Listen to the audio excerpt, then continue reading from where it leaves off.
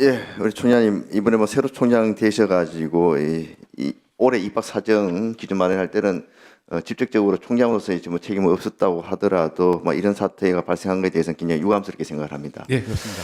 근데 문제는 어쨌거나 사후적 조치인데 예, 지금 교육부 산하 여러 학교들은 학폭 대상자에 대해서 입학 사정 시 여러 가지 감점 규정이나 배제 규정을 이렇게 좀 둔 학교들이 굉장히 많지 않습니까? 그렇습니다. 근데 기준이 해결적이지 않고 보니까 굉장히 아주 다양하거든요. 예. 이게 사전적으로 사전 기준이 학교 폭력 대상자한테 조치가 1호 조치부터 보니까 9호 조치까지 이렇게 예. 학폭의 정도에 따라서 처벌 규정이 나눠져 있는데 여기 이번 대상자는 딱 중간 정도에 해당된단 말이죠. 그래서 이게 사전적으로 이제 1호 조치 대상자부터 9호 조치 대상자에 대해서는 뭐 이렇게 관점이 있다, 이렇게 또 아니면 아예 배제한다 이런 기준이 있었으면은 뭐 명확한데 이걸 사후적인 잣대로 들이댔을 때 어떤 것이 가장 그러니까 어떤 잣대를 들이대느냐에 따라서 입학이 그대로 허용될 수도 있고 입학이 배제될 수 있다는 거죠. 굉장히 자의적으로 이렇게 해석이 될 수 있기 때문에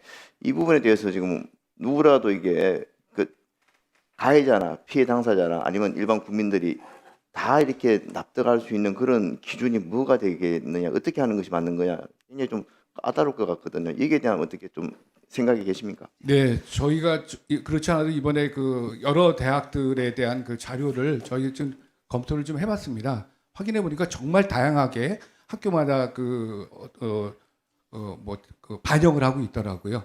그러니까는 작게 하는 학교는 뭐 5%, 뭐 심지어 3%, 그러나 굉장히 엄격하게 하는 학교는 20%. 그러니까는 지금 해당하는 학생처럼 학폭 사후에 관련된 경우는 그렇습니다. 근데 저희 같은 경우에는 이제 그거를 마련하지 않았기 때문에 이번 입학정책위원회에서는 말씀드린 대로 우리의 어떤 교육 목표와 또는 어떤 학생들의 어떤 학습권 보호라든지 기타 학습 환경에 대한 어떤 부분을 중점으로 둬서 신중하고 그리고 합리적으로 입학정책위원회에서 그 입학 허가에 대한 부분을 심의하고 결정하도록 하겠습니다. 그리고 의원님 지적하신 대로 향후 저희가 엄격한 이런 제도를 미리 반드시 마련하도록 하겠습니다. 그리고 어쨌거나 입학정책위원회에서 그 결정이 사후 법률적인 또 이게 소송을 이어질 가능성도 크기 때문에 그 과정 굉장히 정교하고 어떻게 보면 또 공정하게 이렇게 최종 결정이 나올 수 있도록 그렇게 진행을 해 주시길 부탁을 드립니다. 예, 감사합니다.